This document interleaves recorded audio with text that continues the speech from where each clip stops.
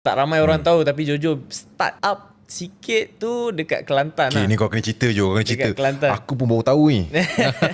Dekat Kelantan. First fight dekat Kelantan, Jojo boleh ingat. Time Jojo walk out tu, tak ada orang sorak langsung. Boleh nampak lah ada orang memang nak Jojo kalah kan.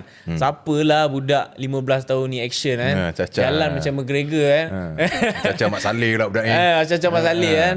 Mak Saleh ni balik kampung kan. Macam tu kan. Fight dengan orang area sana jugalah. So boleh nampak lah time tu bukan Jojo yang judi, tapi Jojo tahu dekat belakang tu memang ada judi besar. Perjudian di antara fighter-fighter ni lah. Yeah, you know, Okay. antara team lah. Tapi Jojo tak tahu apalah, Jojo just fight. Jojo masuk ring, memang tak ada orang sorak. Jojo nervous lah juga. 14 tahun, orang fight 26, you know, beza 10 tahun kan. Bantai lah.